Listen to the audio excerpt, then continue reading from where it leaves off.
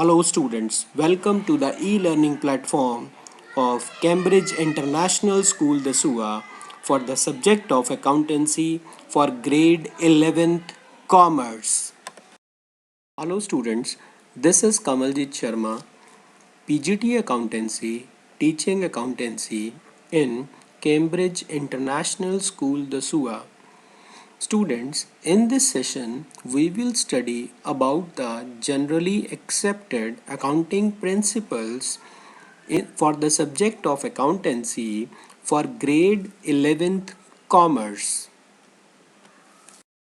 Students, let's recap.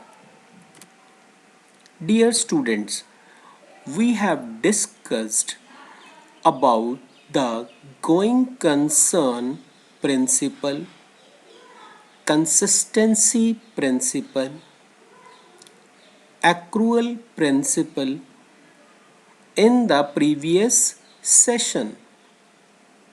Now we will discuss about the various accounting principles and concepts in this session. The next accounting concept is business entity concept. According to this concept, business is treated as a unit separate and distinct from its owners, creditors, managers, and others.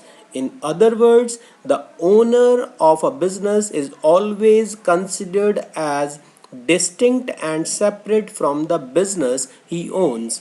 Business units should have a complete separate set of books, and we have to record business transactions from firm's point of view and not from point of view of the proprietor.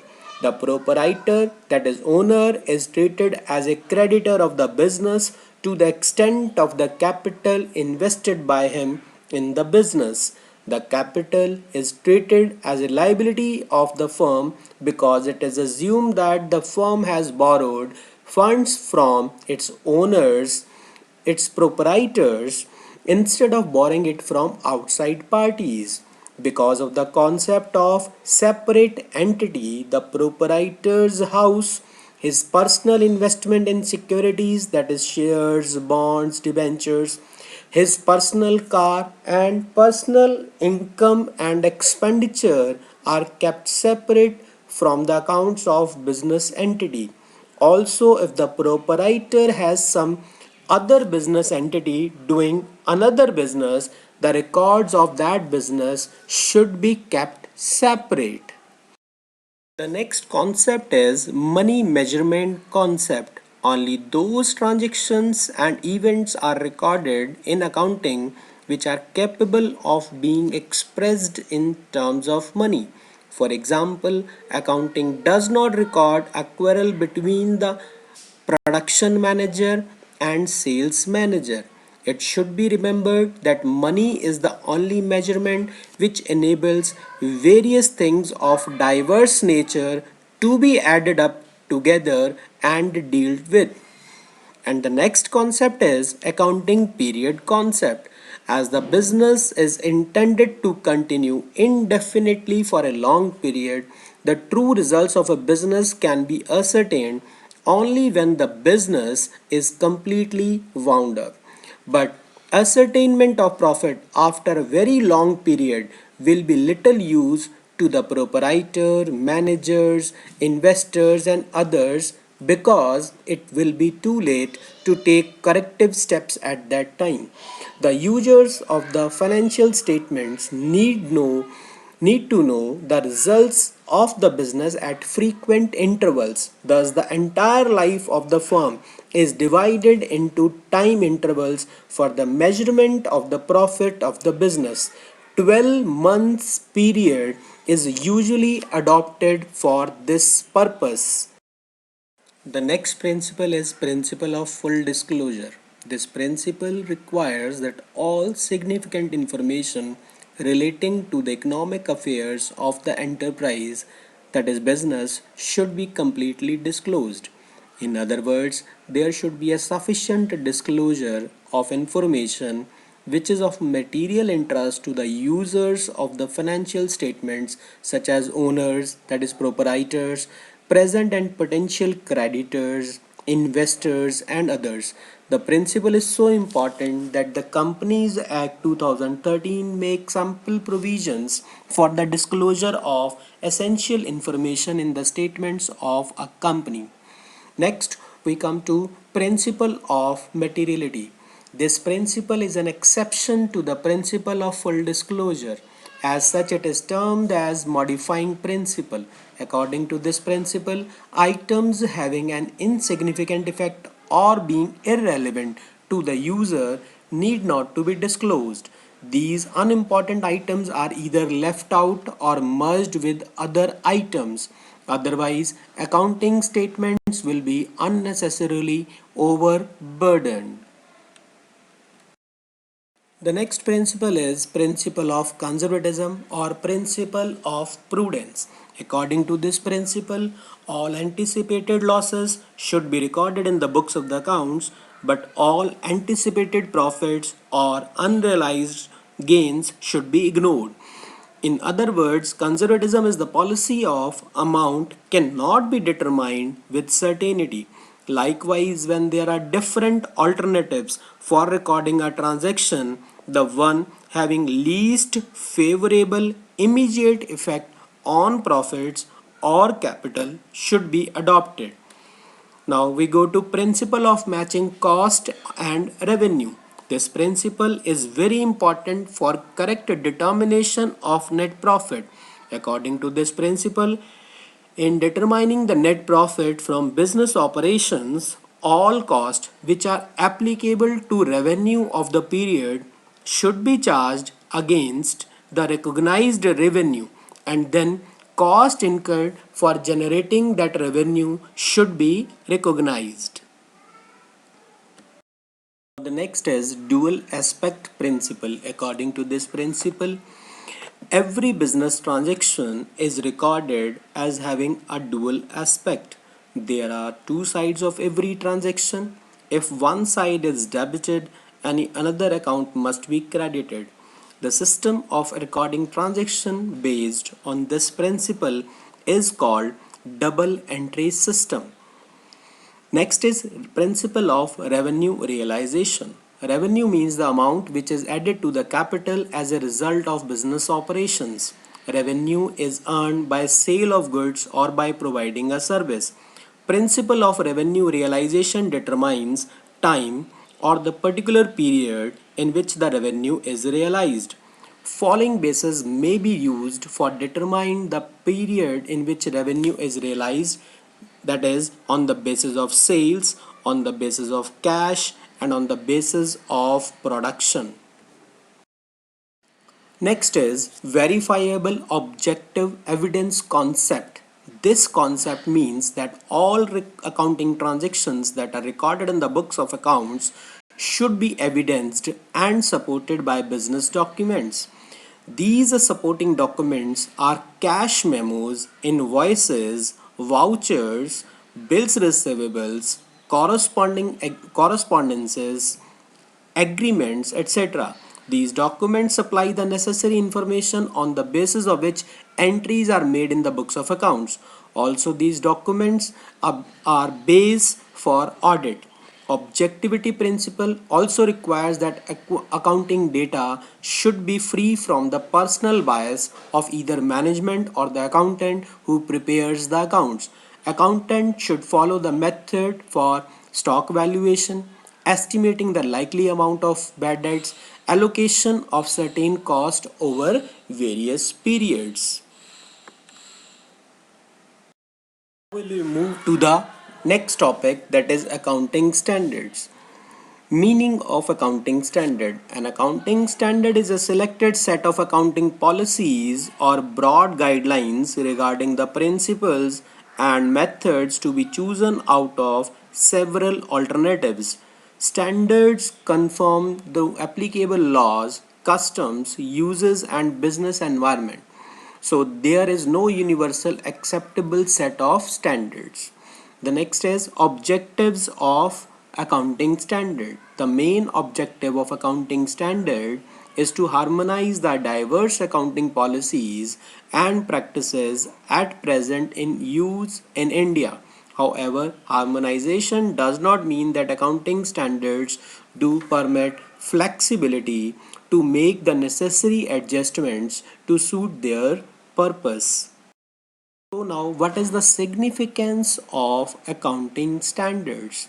The adoption and application of accounting standards ensures uniformity, comparability, and qualitative improvement in the preparation and presentation of financial statements.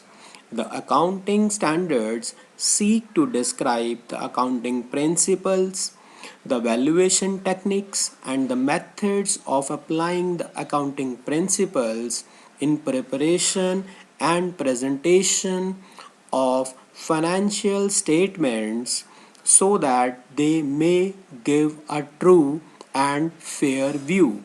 The ostensible purpose of the standard setting bodies is to promote the dissemination of timely and useful financial information to investors and certain other parties having an interest in companies' economic performance.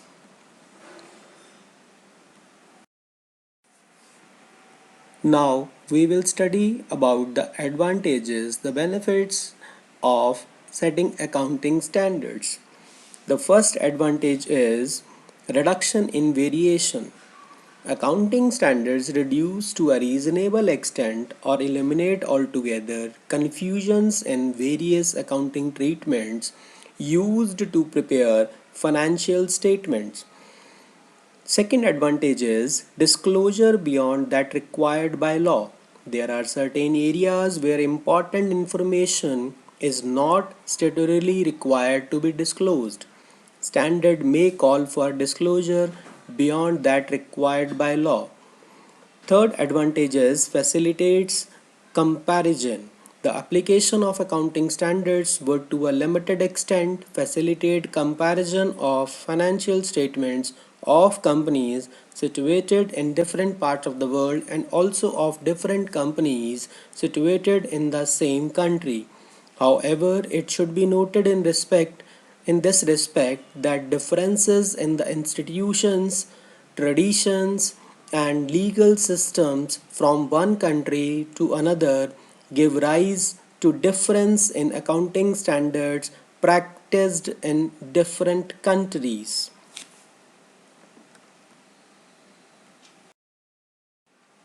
Now we will study about the development of accounting standards. Students, prior to the 1970s, few academics paid much attention to the standard setting process in accounting.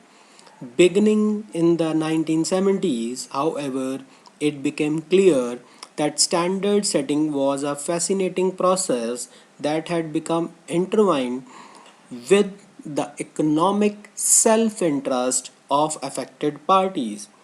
Currently, standard setting boards or committees are active in a number of countries, including the United States, United Kingdom, Australia, Canada, New Zealand, the Netherlands, Japan, and India. At international level in 1972, International Accounting Standards Committee IASC was formed for developing international accounting standards, that is IAS. The IASC comprises the professional accountancy bodies of over 75 countries, including the Institute of Chartered Accountants of India. During these 3 decades, the IASC has issued 40 accounting standards through a due process involving the worldwide accountancy profession, the preparers and users of financial statements, and the national standard setting bodies. However, the IAS are not accepted worldwide In 1978, another professional body, the International Federation of Accountants, was established. Accounting Standards Board of India. The Institute of Chartered Accountants of India, recognizing the need to harmonize the diverse accounting policies and practices at present use in India, constituted an Accounting Standards Board, that is ASB, on April 21, 1977. Now, what is the scope and function of Accounting Standard Board? The main function of ASB, that is Accounting Standards Board, is to formulate accounting standards so that such standards may be established by the Council of the Institute of in India. ASB will take into consideration the applicable law, customs, uses, and business environment. The institute is one of the member of the International Accounting Standard Committee (IASC) and has agreed to support the objectives of IASC. While formulating the accounting standards, ASB will give due consideration to international accounting standards issued by IASC and try to integrate them to the extent possible in the light of the conditions and practices prevailing in India. The accounting standards will be issued under the authority of the Council. ASB has also been entrusted with the responsibility of propagating the accounting standards and of persuading the concerned parties to adopt them in the preparation and presentation of financial statements. ASB will issue guidance codes on the accounting standards and give clarification on issues arising therefrom. ASB will also review the accounting standards at periodical intervals. Now, what is the procedure for issuing accounting standards? Broadly, the following procedures will be adopted for formulating accounting standards. Number one, to determine the broad areas in which accounting standards need to be formulated and the priority in regard to the selection thereof.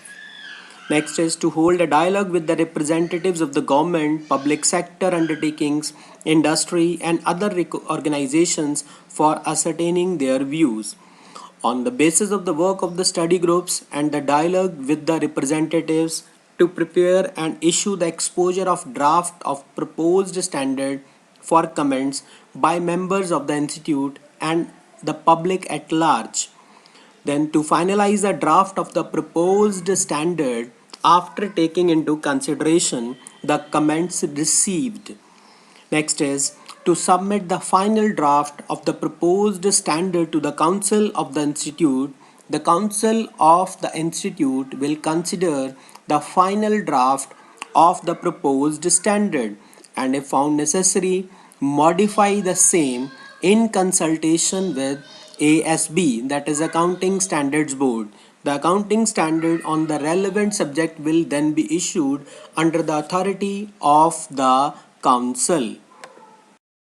Students, in this session we have studied about the business entity principle, money measurement principle, accounting period principle, full disclosure principle, materiality principle, principle of prudence and or principle of conservatism, matching concept or matching principle, that is matching of revenue and cost, then principle of dual aspect or duality principle, revenue recognition concept, verifiable objective concept.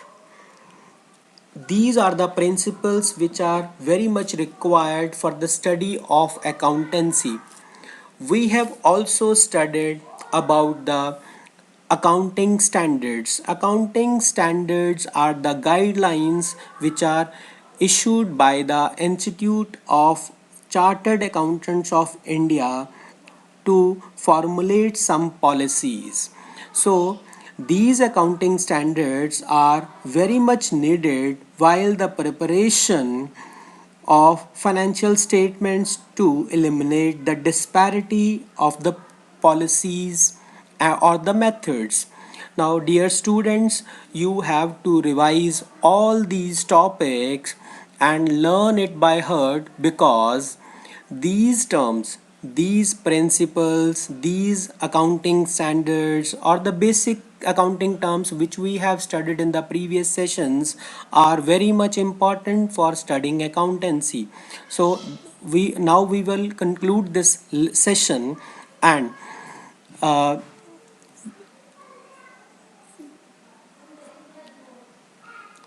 so dear students, stay home, stay safe, and study regularly.